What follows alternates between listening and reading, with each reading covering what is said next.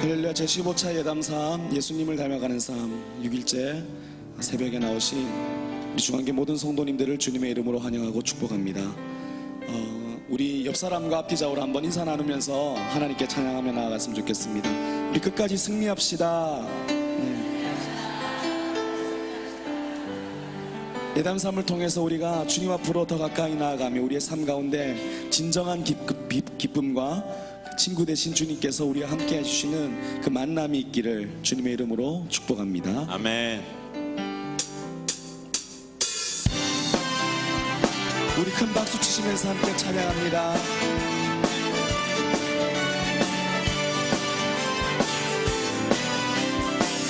귀하신 친구 내게 있으니, 귀하신 친구 내게 계시니 주 안에는 기쁘다.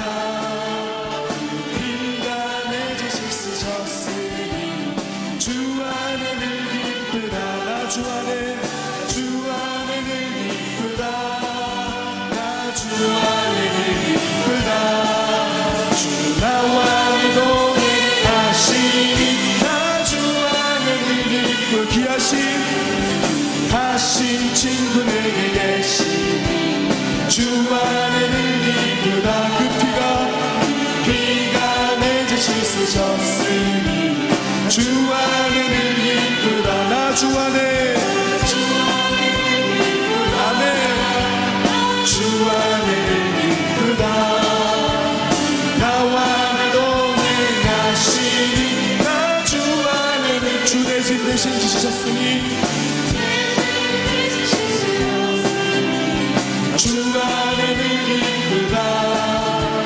생명 버려 나를 구하니 주 안에는 기쁘다. 아멘. 주 안에는 기쁘다. 나 주 안에는 기쁘다.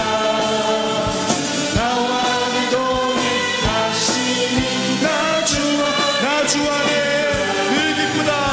주 안에는 기쁘다. 나 주 안에는 기쁘다.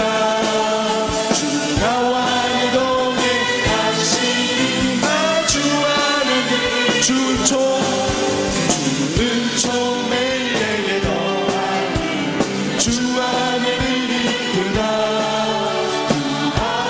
제약에서 지키니 주 안에는 아멘. 주 안에는 기쁘다. 나 주 안에는 기쁘다.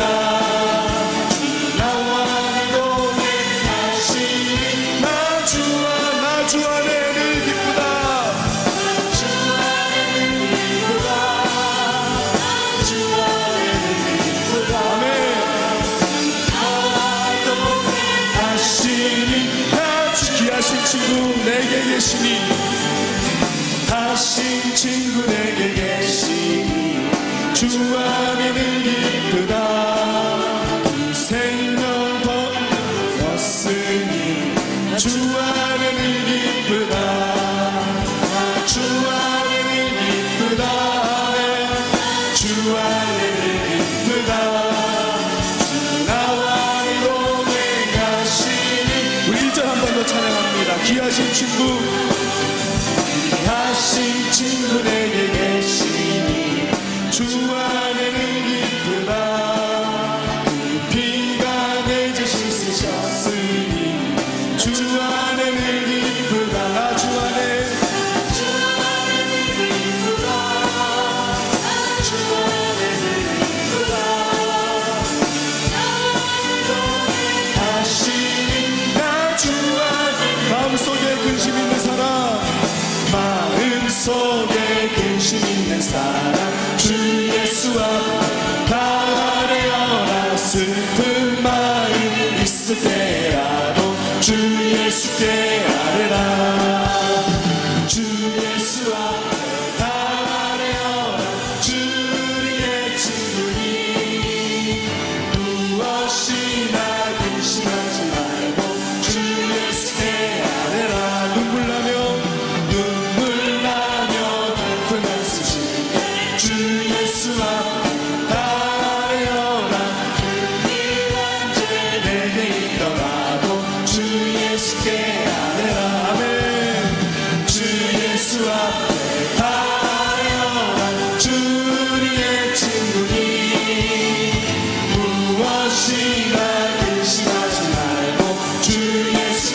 예수 앞에 다 아뢰어라. 주 예수 앞에 다 아뢰어라. 주님의 친구니 무엇이나 근심하지 말고 주 예수께 괴로움과 두려움 있을 때에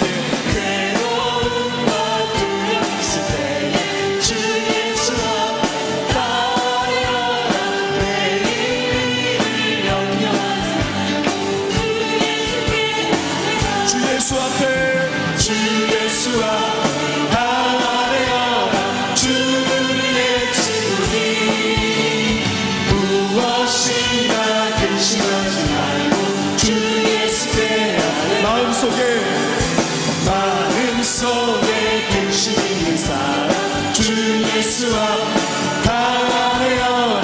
슬픈 마음 있을 때라도 주 예수께 아멘. 주 예수 앞 다 아뢰어라.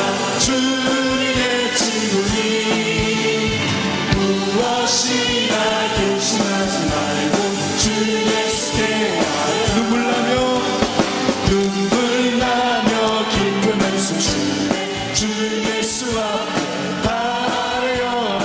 은밀한 죄 내게 믿어라고 주 예수께 아뢰라. 주 예수 앞에 주 예수 앞 다 아뢰어라. 주님의 친구니 무엇이나 근심하지 말고 주 예수께 주 예수 앞에 주 예수 앞 다 아뢰어라. 주님의 친구니 아멘. 무엇이나 근심하지 말고 주 예수 괴로움과 두려움 있을 때에도 주 예수 앞 다 아뢰어라. 내일을 염려하지 말고 주 예수께 아멘. 주 예수 앞 다 아뢰어라. 주의 친구니 무엇이나 근심하지 말고 주 예수께 주 예수 앞에 다 아뢰어라. 주 예수 앞 다 아뢰어라. 주의 친구니 무엇이나 근심하지 말고 주 예수께 아뢰라. 아멘.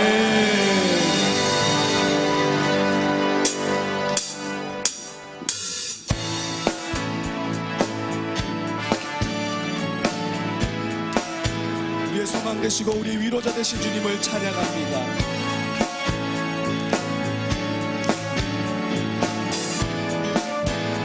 예수 열방의 예수 열방의 소망 예수 우리의 위로자 주는 온 땅의 영원한 소망 예수 어둠 속에 예수 어둠 속에 빛 예수 변함없는 진 아멘. 주는 온 땅의 영지 되시네. 우리 위에 죽으시고 다시 사신 생명의 주 주님만이 소망이요 변함없는 반석이라 주님만이 온 세상을 비추시네. 또 죽음에서 부활하신 우리 구주 평강의 왕 주를 믿는 모든 자의 소망 되신 주를 믿네. 아멘. 우리의 소망 되신 주님을 기쁨으로 찬양합니다. 예수 열방의 소망 예수 우리의 위로자 주는 온 땅의 영원한 예수 어둠 속의 빛, 예수 어둠 속의 빛, 예수 변함없는 진리. 아멘. 주는 온 땅에 빛이 되시네. 우리 위해 죽으시고 다시 사신 생. 우리 위해 죽으시고 우리 위해 죽으시고 다시 사신 생명. 주님만이 소망이요, 주님만이 소망이요 변함없는 반석이라. 주님만이 온 세상을 비추시네. 또 죽음에서 구하신 우리 구주 평강의 왕. 주를 믿는 모든 자의 소망이신 주를 믿네.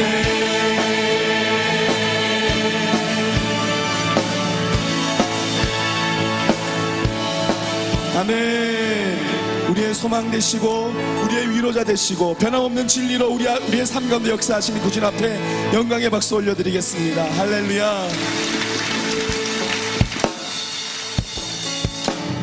예수란 길, 예수 보기를, 예수 보기를, 예수만 높이니 내가 원하네. 내 평생 소원. 예수란 길을, 예수만 담기를 내가 원하네. 예수 닮기를, 예수란 길, 예수 보기를, 예수 보기를, 예수만 높이니 내가 원하네. 내 평생 소원. 예수란 길을, 예수만 담기를. 우리 믿음을 한 번 더 고백하며 나아갑시다. 예수 닮기를, 예수란 길을, 예수 보기를, 예수만 높이니 내가 원하네. 내 평생 소원. 예수란 길을, 예수만 담기를 내가 원하네. 빛 대신 주님, 우리가 주님 앞으로 나아갑니다. 우리의 삶 가운데 주님과 날마다 동행하는 귀하신 축복의 삶이 우리의 삶을 덮을 수 있도록 주님 우리를 인도하여 주시옵소서. 살아계신 예수님의 이름으로 간절히 기도합니다.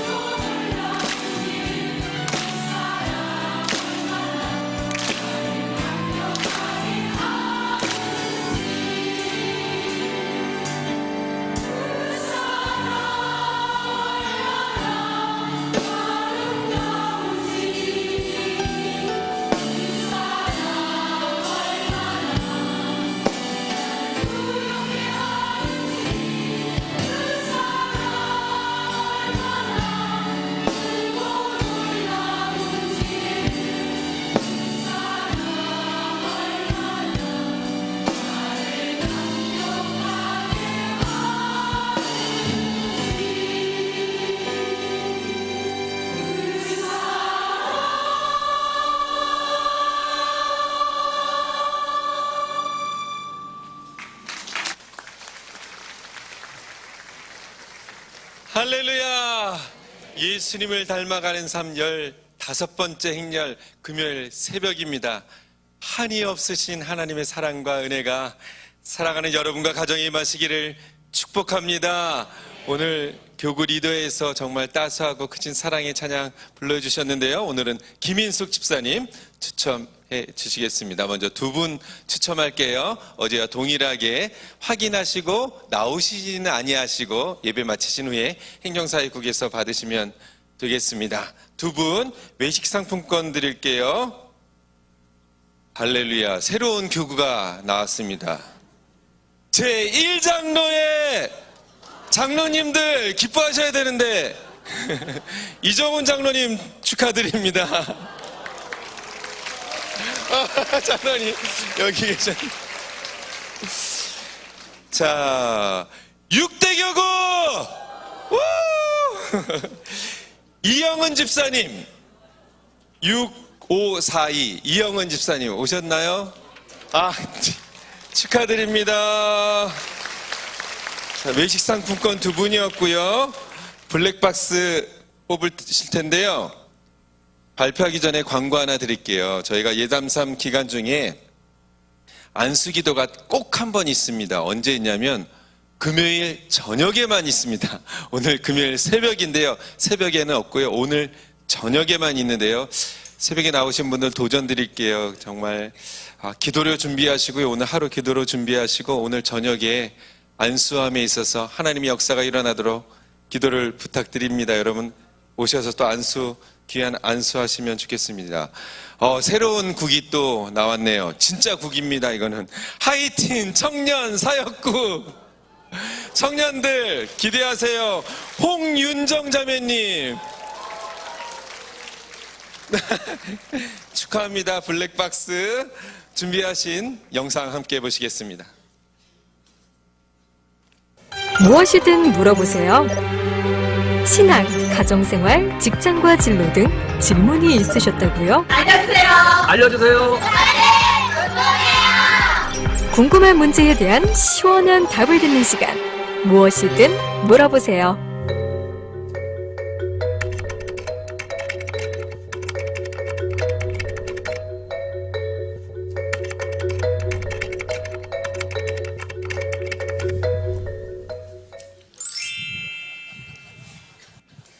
할렐루야. 네. 초등학생이 제게 문자를 보냈습니다. 목사님, 숙제를 왜 해야 하나요? 아주 기가 막힌 질문. 숙제 안 해도 돼요. 가서 한 대 맞으면 돼요. 숙제는 하라고 학교에서 학생에게 선생님이 내주신 건데 숙제를 하는 것은 내 학업의 진보를 이루기 때문에 어린아이에게 이게 설명이 잘 안 되죠. 설명이 잘 안 되는데요. 가장 쉽게 엄마 아빠들이 쓰는 가운데 공부하면 너 앞으로 출세해야 한다. 네 지금 열심히 공부하면 너의 애인의 얼굴이 바뀐다. 이상한 급품 같은 거 많이 쓰는데요. 정직하게 알려줄 필요가 있습니다. 정직하게 공부를 왜 해야 되는지. 오늘은 학업과 관련되어서 학생들이 스마트폰 때문에 아마 엄마 아빠하고 갈등을 참 많이. 저희 아이들이 어렸을 때 고등학교에 들어가면서 저한테 스마트폰을 사달라고, 뭐든지 다 할 테니까 스마트폰을 사달라고 그렇게 갔습니다. 너는 뭐든지 다 할 수 없으니까, 아니 뭐든지 다 할 거예요. 꼭 사주세요. 아니야, 뭐든지 넌 다 못해. 아니 뭐든지 말씀해 보세요. 너 물구나무 서서 하루 있어봐라 내가 이랬어요. 그럼 내가 사줄게. 봐, 할 수 없는 게 있는 거야. 너는 뭐든지 하겠다고 말하지만 그렇게 되는 것은 아니다. 꼭 사줘야 되는 이유를 이야기를 하고 그랬더니 그거 사주면 공부도 열심히 하고 뭐도 하고 열심히 하겠다. 그렇게? 오케이, 그럼 내가 사줄게. 갔어요. 같이 사인을 하고 스마트폰을 사줬어요. 공부는 그 며칠간은 열심히 하는 것 같아요. 한 이틀간요. 그 다음부터는 맨날 붙들고 살아요. 스마트폰 붙들고 사는 겁니다. 엄마 아빠 마음이 좋을 리가 없죠. 그래서 중독성의 문제가 있습니다. 여러분, 화투하는 게 좋아요, 나빠요? 안 좋아요, 그죠? 노름하는 거 안 좋잖아요. 좋아요, 여러분들은? 안 좋아요. 바둑 장기는요, 그것도 중독되면 좋지 않은 겁니다. 게임 오락도 마찬가지입니다. 그래서 적당량 시간을 정해놓고 그 시간만 쓰는 것. 지금 이제 대부분의 연구나 또 학업 성적이 탁월한 사람들, 연구 결과가 좋은 사람들은 스마트폰을 들고 살지 않습니다. 근데 대부분의 스마트폰에 이렇게 매여 있는 사람들, 거의 중독되어 있는 사람들은 그들의 삶의 균형이 깨어져 버렸습니다. 꼭 필요할 때, 소위 좋은 학교라고 말하는 학교에는 일주일에 2시간 정도 스마트폰을 쓰는 시간을 정해주고 또 꼭 필요하다고 그러면 선생님께 함께 쓸 수 있도록 그렇게 되는데, 아이에게 충분하게 설명을 잘하면 아이들이 다 알아듣습니다. 이것 때문에 얼마나 시간이 낭비되는지 그들도 잘 알고 있습니다. 그것 때문에 또 특별히 스마트폰이 요사이 통제되지 않는 여러 가지 정말 그리스도인들이 감당하기 어려운 그런 내용들이 너무 많이 들어와요. 스팸으로 들어와요. 이메일 역시 마찬가지죠. 그래서 그러한 내용들을 그 폐습, 악습, 그 좋지 못한 폐악을 잘 설명하고 우리에게 이렇게 하면 안 된다고 이야기하면 아이들도 다 알아들어요. 자기네들이 앞날이 어떻게 되는 건지 다 알기 때문에. 근데 엄마 아빠들이 설명을 잘했는데 우격다짐으로 힘으로 하면 잘 되지 않기 때문에 이런 문제가 있습니다. 성경은 우리에게 이렇게 말합니다. 마땅히 행할 길을 아이에게 가르치라. 그리하면 늙어도 그것을 떠나지 아니하리라. 가장 큰 문제는 소위 중독이라는 겁니다. 그래서 중독되지 않도록 꼭 필요한데 사용할 수 있도록 이렇게 해주시면 좋습니다. 학업과 관련해서 신앙과 가장 큰 갈등이 아마 대한민국 대학 입시 제도가 아닌가. 그런데 참 놀라운 사실은요, 고등학교 3학년 공부를 열심히 해서 좋은 대학 가는 게 저는 결코 나쁘지 않다고 생각합니다. 그런데 좋은 대학 나온 사람도 또 그렇지 못한 사람들도 꼭 좋은 대학 나왔다고 신앙이 좋은 것은 아니에요. 우리가 신앙 우선적으로, 성경은 이렇게 말하죠. 여호와를 경외하는 것이 지식의 근본이다. 또 우리가 흔히 하는 이야기로 지식보다는 지혜가 더 필요하다 늘 이야기를 합니다. 그런데 삶의 지혜를 충족시켜 줄 수 있는 가르침을 주어야 하는데 이 학교 성적 때문에, 학교 학업 때문에 이런 것들을 보다 더 중요한 것을 놓치는 경우가 얼마나 많은지 모릅니다.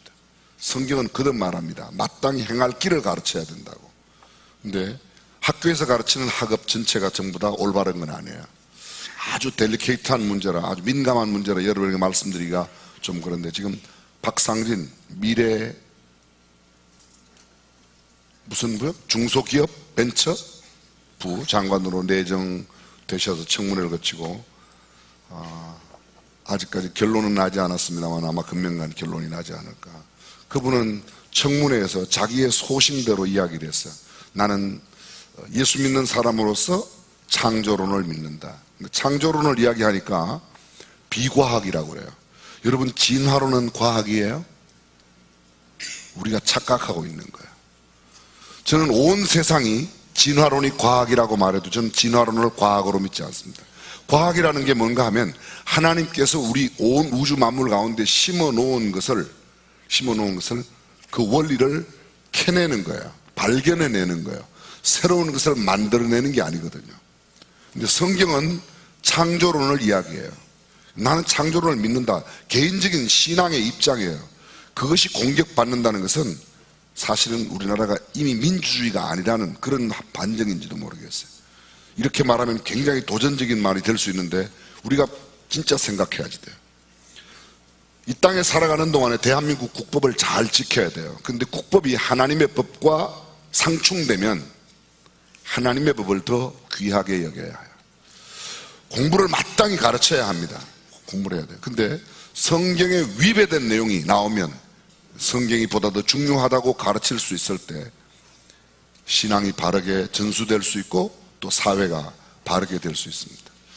미국의 교육이 좋다고들 말하지만 미국에도 반기독교적인 내용들이 너무너무 많이 있습니다.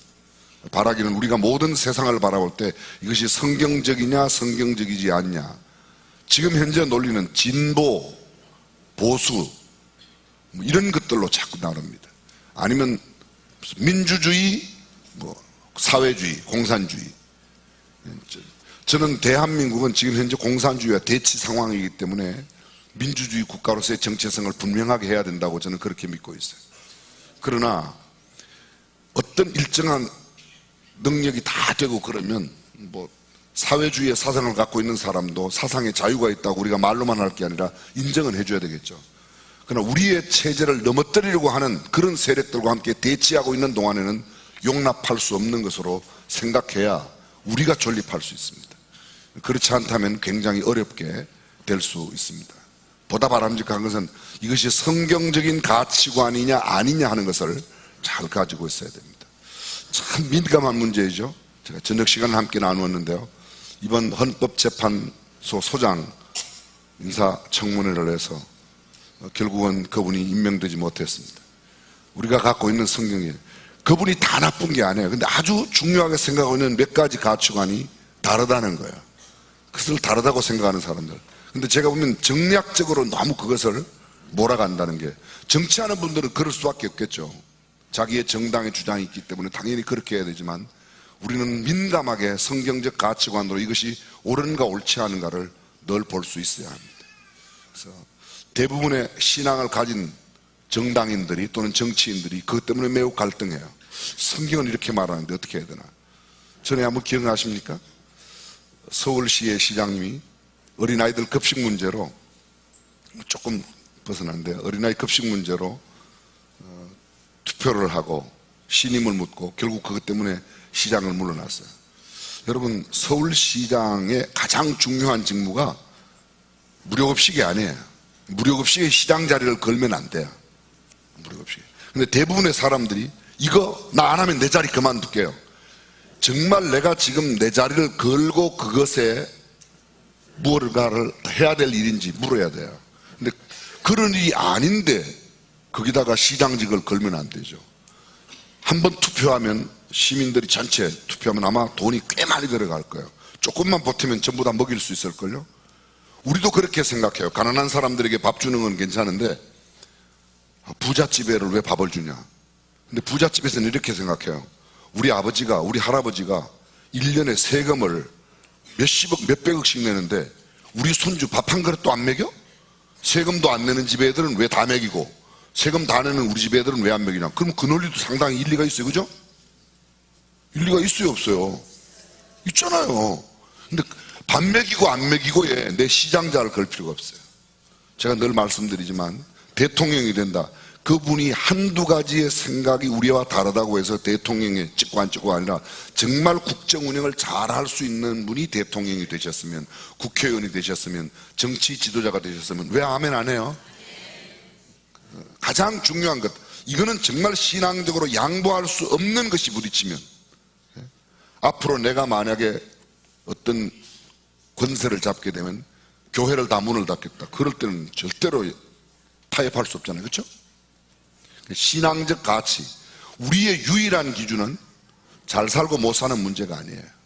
좋은 대학 가고 안 가고의 문제가 아닙니다. 그래서 다시 돌아오면 공부의 문제도 마찬가지예요. 내가 공부를 잘하고 안 잘하고 잘못하고의 문제가 아니라 보다 더 중요한 가치, 그것이 세워지느냐 그렇지 않느냐를 잘 생각할 수 있어야 합니다. 저는 우리 교회 모든 학생들이 공부 잘하기를 바라요. 그리고 좋은 우환하는 대학에 가기를 바라요. 그러나 만약 그것이 신앙적 가치와 충돌된다면, 이제 마지막으로 이야기, 간단한 실화 이야기 하나만 하겠습니다. 지금은 그 모든 가족들이 캐나다에 살고 있어요.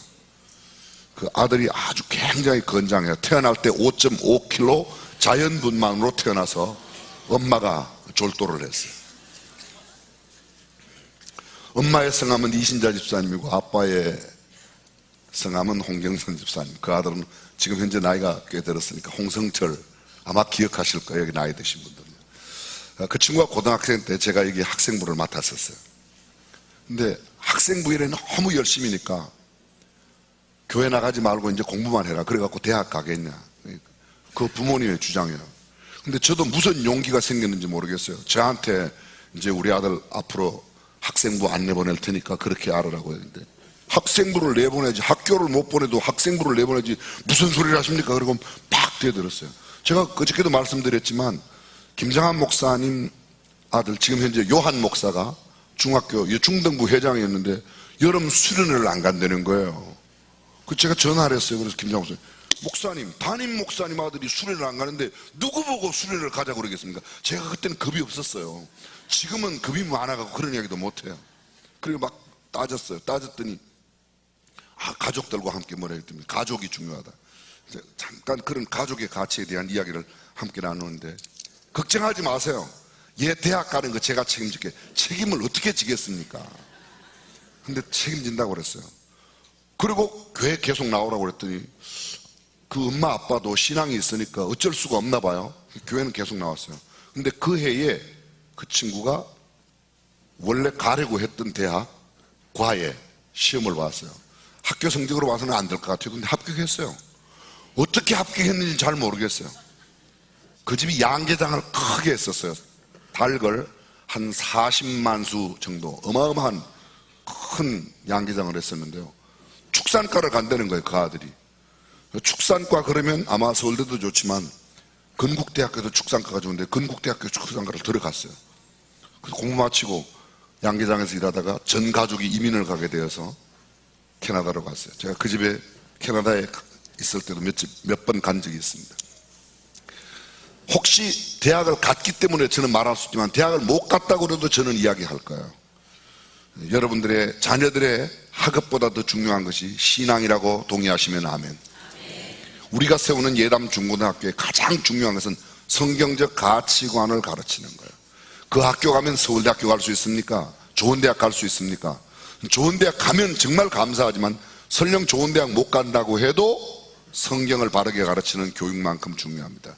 우리의 가정의 자녀들이 성경적 가치관으로 자라갈 수 있기를 주님의 이름으로 축복합니다.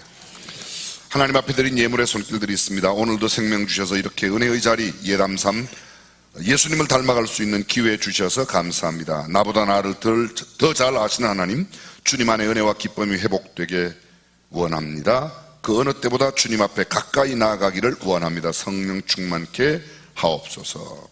예수님 닮은 저와 저희 가정 되도록 인도하옵소서. 암 재발 없이 완치하여 주시고 영육 강건하도록 해 주십시오. 친정 아버지 위암 수술하였습니다. 잘 회복될 수 있도록. 또 아들 고3 현수예요. 의사 선생님 되어 5만 명 영과 육 살리는 훌륭한 사람 되게 해주세요. 5만 명 살린다는 사람, 이런 사람이 진짜 의사가 돼야지 돼요. 돈 잘 벌겠다 이런 사람은 좀 그 사람도 되세요. 여러분의 기도 제목이 꼭 응답되시기를 바랍니다. 오늘의 말씀 함께 나누겠습니다. 누가복음 22장 46절 말씀 함께 읽습니다. 이르시되 어찌하여 자느냐 시험에 들지 않게 일어나 기도하라 하시니라. 아멘. 예수님께서 겟세마네 기도를 하실 때에 제자들과 함께 기도를 하셨습니다.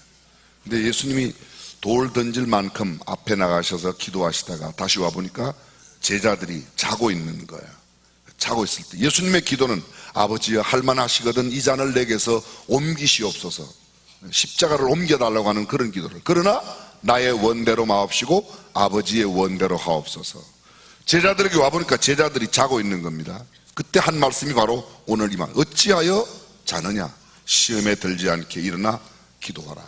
두 번씩 동일한 말씀을 하시게 됩니다. 자, 여러분, 혹시 기차나 버스나 시내버스, 지하철 그런 데서 타고 잠이 들어서 아니면 졸다가 자기가 내리고자 하는 역을 지나서 내려본 적이 있어요? 눈을 떠보니까 종착역에 와 있더라, 뭐 종점에 와 있더라. 그런 경험 한 번도 없는 분? 한 번도 없나? 한 번도 없어요? 그럼 내일 생길지도 몰라요. 아마 그런 경험이 한두 번 있을 겁니다. 한두 번. 저는 1976년도에요.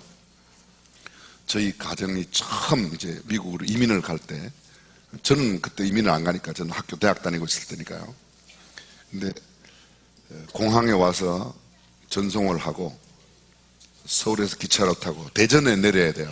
침례신학대학이 대전에 있으니까 대전에 내려야 되는데 차 안에서 깜빡 잠이 들었어요.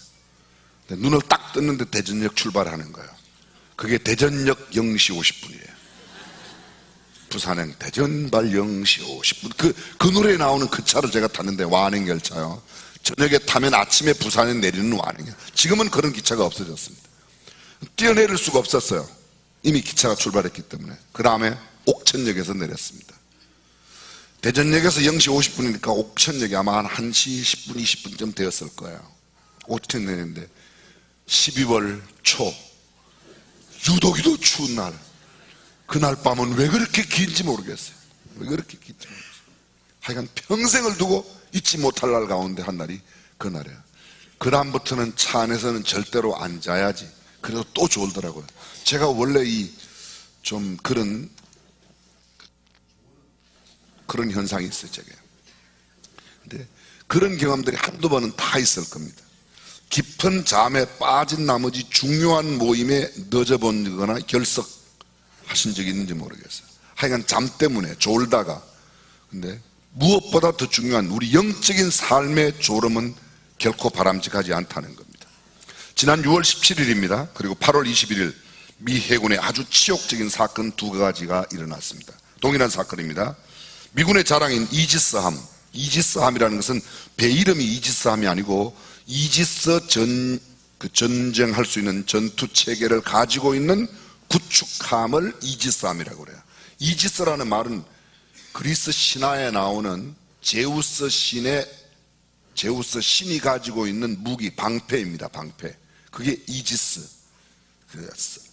아이그니스인데 영어로 이지스인데요. 그 이지스를 붙여서 이게 갖고 있으면 뭐든지 전쟁이 가능합니다. 이 이지스함, 우리나라에도 이지스함 있어요. 세종대왕 그 함, 또 그 다음에 우리나라에 있는 구축함 가운데 이순신?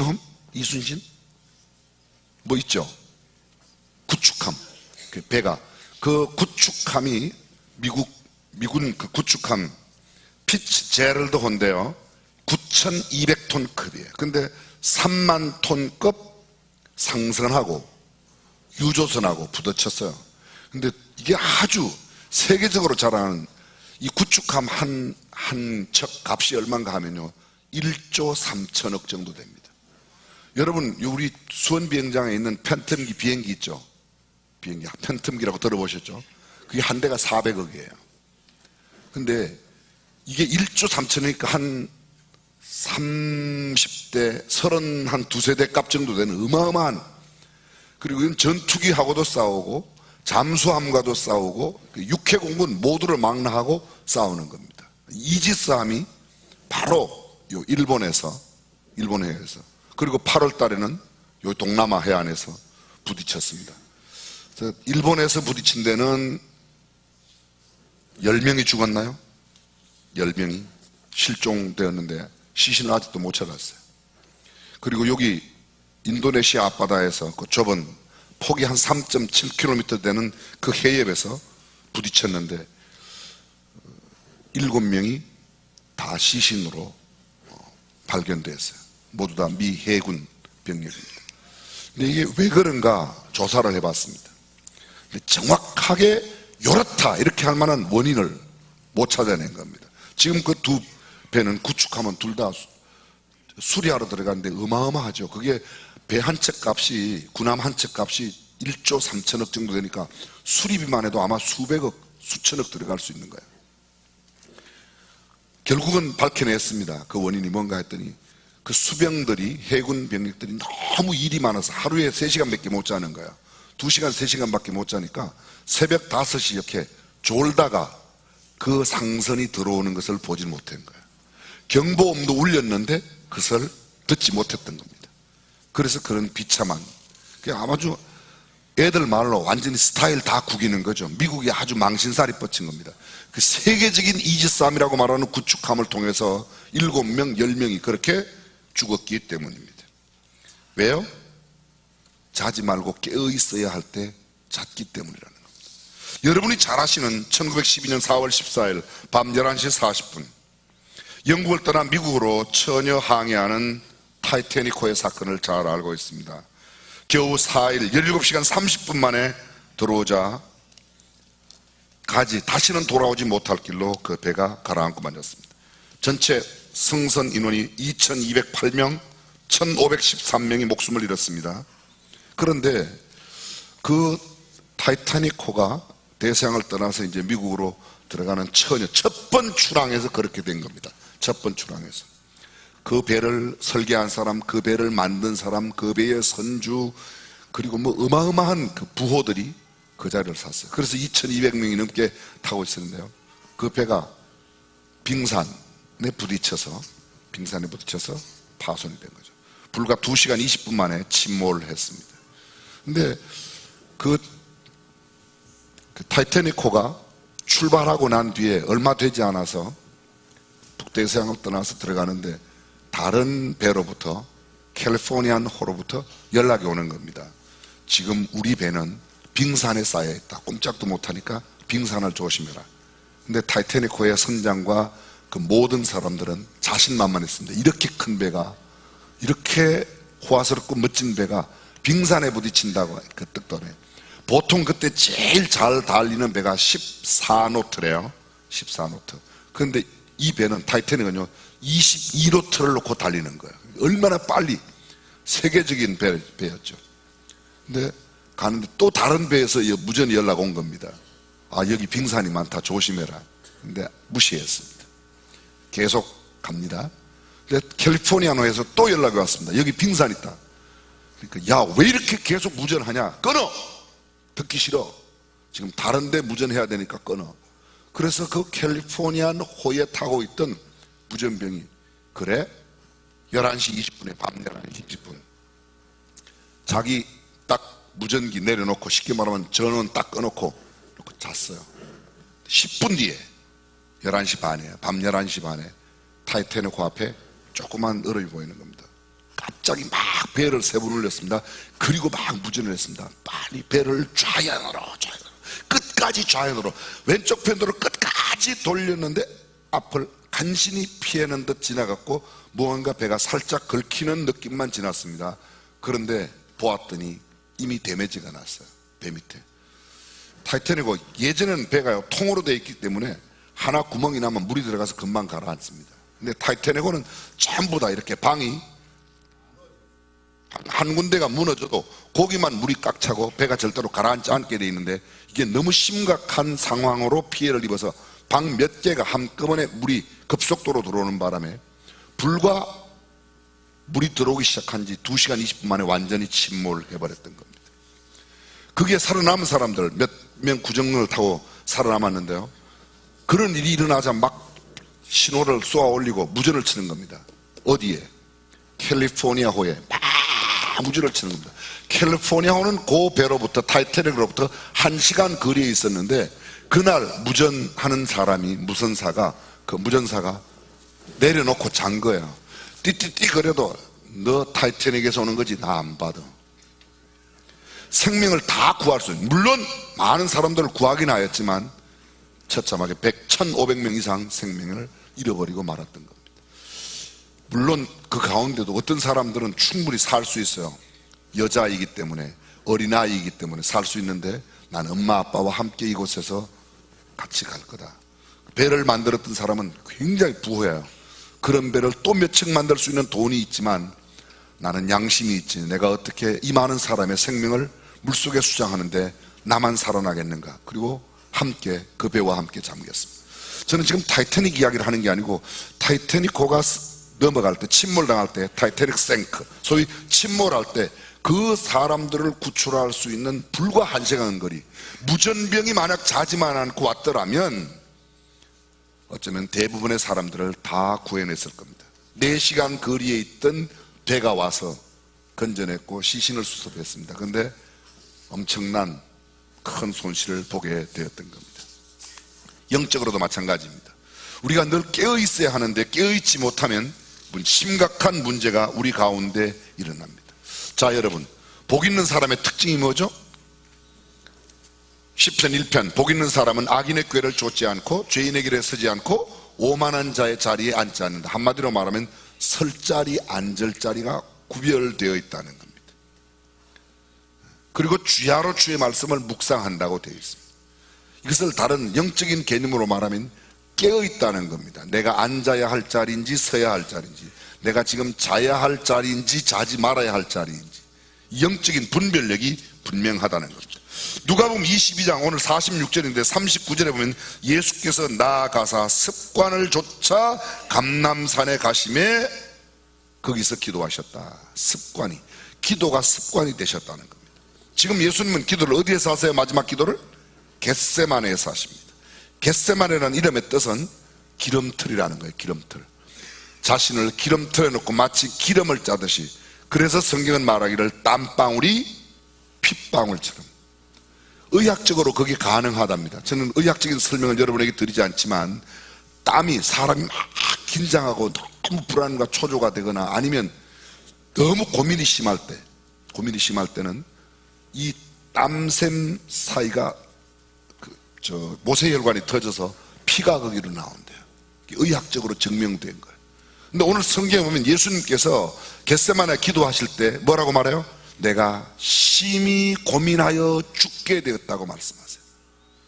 예수님도 여과 없이 본인의 그 고민스러운 모습, 그 고통스러운 모습, 십자가를 두고 기도할 때의 예수님의 심리적인, 정신적인, 육체적인 상태가 어떠했는가를 그대로 묘사하고 있는 내용이 바로 이 내용입니다. 근데 그 기도하실 때 그렇게 기도하셨어요. 깨어서 기도해라. 그런데 제자들은 그 시간에 깨어 있어야 할 시간에 자고 있었다는 것이죠. 사랑하는 성도 여러분, 우리가 깨어 있어야 할 때 자면 큰일 나죠. 사도행전 20장에 보면 유두고라는 청년이 나옵니다. 바울의 말씀이 깊어질 때 유두고가 창문에 걸터 앉았다가 떨어져 죽었습니다. 졸지 말아야 할 시간에 졸다가 그렇게 된 거죠. 잠언 20장 13절, 너는 잠자기를 좋아하지 말라. 내가 빈궁하게 될까 두려우니라. 내 눈을 뜨라. 그리하면 양식에 족하리. 잠자기를 좋아하지 말라. 또 잠을 너무 안 자는 것도 문제가 돼요. 잠을 너무 안 자는 건데, 잠을 너무 즐겨 자는 것도 문제가 되죠. 성경은 이렇게 말합니다. 저가 밤중에 일어나서 계집종 나의 잠든 사이에 내 아들을 내 곁에서 가져다가 자기의 품에 누이고 자기의 죽은 아들을 내. 여러분, 솔로몬의 명제판, 이 아이가 이 여자입니까? 이제입니까? 기억나시죠? 근데 잠을 자다가 아이를 죽였던 그 엄마가 똑같이 같은 때에 태어난 이웃 여자 아이를 자기에게, 그 같은 집에서 있었던 일이죠. 그래서 그 나오는 이야기인데요, 잠을 자다가 일어난 큰 변이 있습니다. 성경은 우리에게 이렇게 말합니다. 게으른 자여, 내가 어느 때까지 눕겠느냐? 내가 어느 때에 잠이 깨어 일어나겠느냐? 술 취하고 탐식하는 자는 가난하여질 것이요 잠자기를 즐겨하는 자는 헤어진 옷을 입느니라.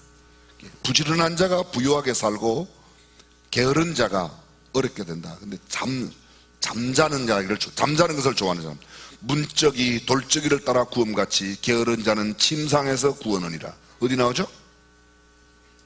성경에 나와요. 성경에 잠언에 나오는 말씀입니다. 근데 게으름의 대표적인 단어로 쓰이는 게 잠이에요. 영적인 나태함의 대표적인 다른 단어가 잠이라는 겁니다. 물론 잠이 좋은 의미가 있어요. 시편 127편에서는 여호와께서 그 사랑하시는 자에게 잠을 주신다고 말합니다. 근데 그런 잠이 아닌, 하나님이 우리에게 허락하시는 잠이 아닌, 내가 깨어 있어야 할 시간에, 예배 시간에도 맨날 졸고 자면서 하나님은 나를 사랑하셔서, 그게 말이 안 되는 거예요. 그게 구분이, 그때는 아니죠. 잠을 주신다는 게, 보통 일반적으로 하나님께서 잠을 주신다는 개념은요, 잠에는 네 가지가 담겨져 있어요. 첫 번째, 잠은 안식과 쉼을 얻는 거예요. 잠은 정신이 건강하다는 거예요. 정신이 분민되고 고민이 많고 걱정이 많고 잠이 안 와요. 몸이 몹시 아프면, 너무너무 아프면 잠이 안 와요. 그렇죠? 많이 아파도 잠이 와요? 아파 죽을 지경이 되면 잠이 안 와요. 잠이 안 와요. 못 자요. 못 자는 겁니다. 못 자요. 그러니까 잠을 주신다는 것은 내 몸이 건강하다는 거예요. 잠을 주신다는 것은 내 염려와 근심과 걱정이 없다는 거예요. 염려, 근심, 걱정, 고민이 너무 많으면 잠이 안 오는 겁니다. 잠은 쉼과 안식이에요. 잠은요, 에너지를 보충해줘요. 에너지. 미래에 살아갈 수 있는, 사람이 안 먹고는요 열흘도 견딜 수 있어요. 안 먹고는.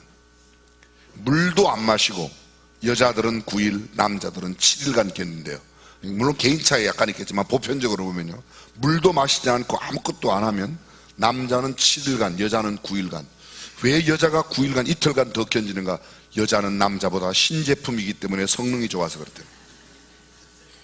이 소리 알아들었어요? 무슨 소리인지? 남자는 옛날에 먼저 만들었기 때문에 구제품이고 여자는 나중에 만들었기 때문에 나중에 만든 게 신제품이에요. 그죠?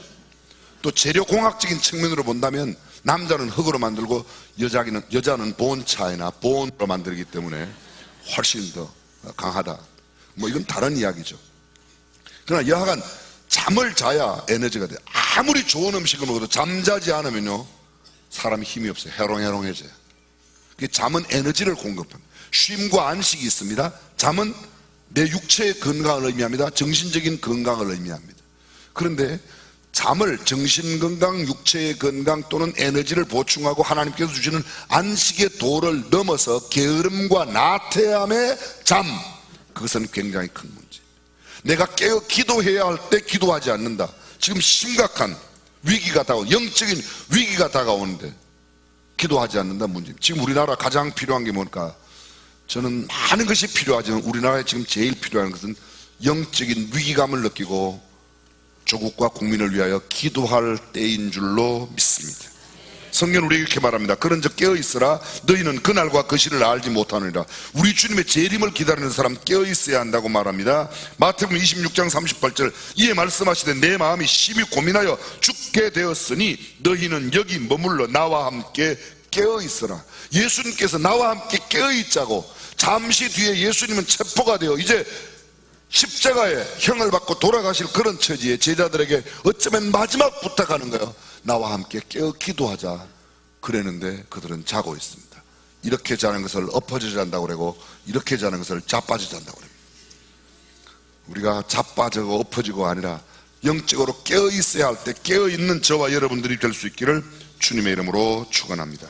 마가복음 13장 35절 그러므로 깨어있으라. 집 주인이 언제 올는지 혹 저물 때였는지 밤중에 올는지 닭 울 때였는지 새벽에 올는지 너희가 알지. 언제 주인이 오실지 모르니까 깨어있으라고 말합니다. 깨어있으라. 내가 너희에게 하는 이 말이 모든 사람에게 하는 말이라. 그날 제자들에게만 한 말씀이 아니라 우리 모두에게 한 말씀이라고 가르치고 있습니다.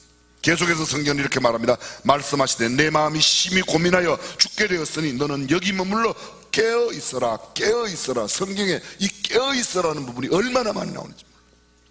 지금은 자다가 깰 때라고 말합니다. 이러므로 너희는 장차 올 이 모든 일을 능히 피하고 인자 앞에 서도록 항상 기도하며 깨어있어라.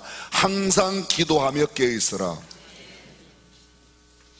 고린도전서 16장 13절 깨어 믿음에 굳게 서서 남자답게 강건하여라. 바울은 고린도 교회의 성도들에게 보낸 편지 가운데서 이렇게 이야기하고 있습니다. 성경 속에 영적인 승리를 거둔 사람의 공통된 특징이 뭐예요? 그들은 모두가 다 기도의 사람이었습니다. 아브라함이 하나님께 기도하며 하나님이 아비멜렉과 그 아내와 여종을 치료하여 생산케 하셨다. 거짓말하고 자기 아내를 빼앗으려고 했던 그 사람, 사실은 아브라함이 거짓말을 했는데요 그 사람 아비멜렉을 쳐요. 참 신기하죠? 아브라함이 잘못하면 하나님은 아브라함을 쳐야 되는데 아브라함의 아내를 취하려고 했던 아비멜렉을 칩니다. 그래서 그 집에 아예 생산이 끊기게 만들었어요. 아브라함이 아비멜렉을 위하여 기도하였더니 치료함이 있었다는 구절이 성경에 나옵니다. 자식이 없던 한나가 기도할 때 하나님께서 사무엘을 허락해 주셨던 내용이 사무엘상 1장에 나옵니다. 사무엘상 7장에 보게 되면 나라와 민족을 위해서 미스바에 모여서 기도하던 기도의 내용이 담겨져 있습니다. 성경에 성전이 건축됐을 때 기도했습니다. 이 짧은 시간 나열할 수 없는 수많은 기도들이 이곳에 있습니다. 지금은 자다가 깰 때입니다. 지금은 기도해야 할 때입니다. 오늘 저와 여러분들의 기도가 우리 가정을 살리고 내 개인의 영혼을 살리고 우리 교회를 살리고 우리 한국 대한민국을 살리는 귀한 역사가 일어나기를 주님의 이름으로 축원합니다.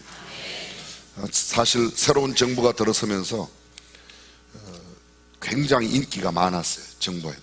근래에 보니까 여당 내에도 약간의 불협화음이 생기는 것 같고 걱정돼요. 저는 더 기도해야 된다는 생각을 갖습니다.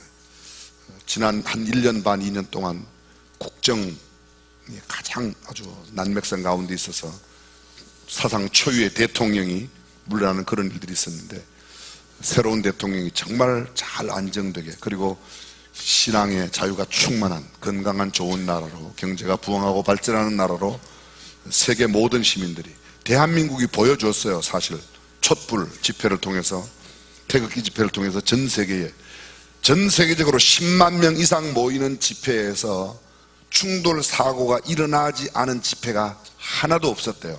근데 유일하게 대한민국이 만들어냈다는 거예요.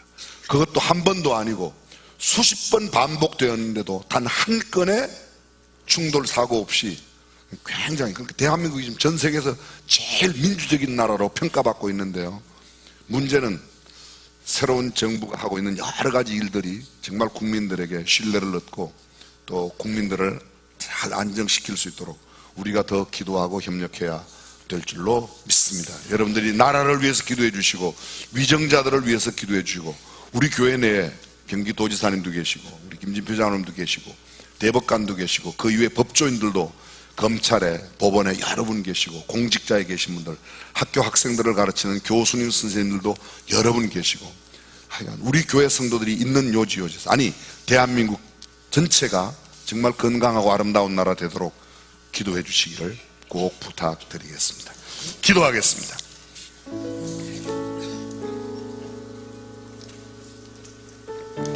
만물의 마지막이 가까웠으니 그러므로 너희는 정신을 차리고 근신하여 기도하라. 마지막 때가 되면 기도가 더 중요함을 우리에게 말씀하고 있습니다. 사랑하는 자들아, 너희는 너희의 지극히 거룩한 믿음 위에 자기를 건축하며 성령으로 기도하라고 말합니다. 기도보다 더 위대한 일은 없습니다. 지금 주께서 우리에게 요구하시는 가장 소중한 일은 기도하는 일입니다. 그동안 기도하지 못했던 죄를 용서해달라고 기도했던 성경 속의 사무엘처럼 하나님, 기도를 많이 하지 못했습니다. 이제 기도하겠습니다. 제가 기도하겠습니다. 나라를 위해서, 국민을 위해서, 우리 가족을 위해서, 지역사회를 위해서, 교회를 위해서, 여러 사역을 위해서 단 1분만이라도 2분이라도 매일 낮 1시에 1분씩 기도하는 기도 지금도 계속되고 있습니다. 우리가 함께 그 일을 위하여 기도하셨으면 좋겠습니다. 시간이 좀 갔지만 한 2, 3분 동안 통성으로 간절하게 기도하고 각자 기도하셨으면 좋겠습니다.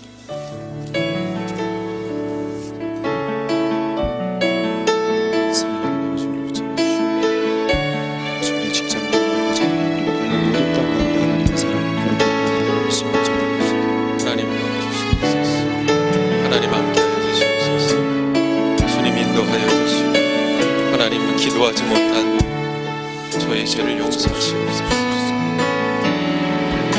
예수님, 그날마다 기도하며 나아갈 수 있는 흐르는 땅이 흐르는 피가 되어 그렇게 간절함으로 기도하시고 한시도 깨어 있지 못한 제자들처럼 저도 기도하지 못했어요.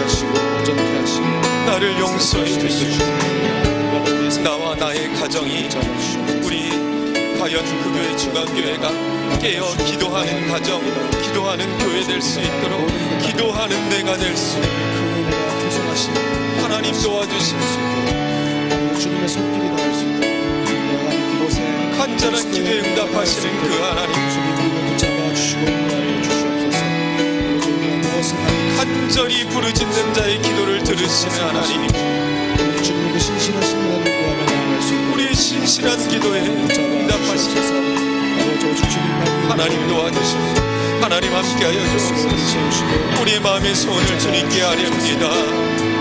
오늘 새벽 만나주시고 나의 아픔과 답답함과 간절함과 절실함을 하시는 하나님, 아버지, 우리가 나아갈 수 있게 원하오니 나의 아픔을 하시는 하나님, 임하시옵소서. 주님 도와주세요. 주님 도와주세요. 주님 함께하여 주시옵소서. 주님 도와주시옵소서. 하나님 함께하여 주시기를 소원합니다. 하나님 도와주세요. 하나님 도와주세요. 주님 인도하여 주시고 주님의 놀라운 사랑과 은혜를 경험할 수 있도록 너희 짐을 여호와께 맡겨버리라. 너를 붙드시고 이내 유동을 영영이 허락지 아니하시고 그 하나님 앞에 나의 짐을 부탁하나 나의 아픔과 서름과 나의 죄의 짐들을 주님께 맞출 수 있도록 주님 도와주시옵소서. 주님 나를 붙들어 주세요. 제가 흔들리지 않도록, 우리가 믿고 고백하며 나아갈 수 있도록 흔들리지 흔들리지 않도록, 마음이 유동되지 않도록 나를 붙들어 주세요. 주님, 하나님 함께하여 주시옵소서. 이 예수님을 닮아가는 삶의 거룩한 행렬에서 나와 나의 가정이 잠시도 떠나지 않도록 주님 도와주십시오. 나를 붙들어 주시옵소서. 주님 도와주시고 인도하여 주시옵소서. 간구하는 기도에 신실하게 응답하시는 예수님의 이름으로 기도합니다. 아멘. 오늘은요 자유스럽게 기도하시는데요 이동 주차 해주시고 기도하시면 좋겠습니다.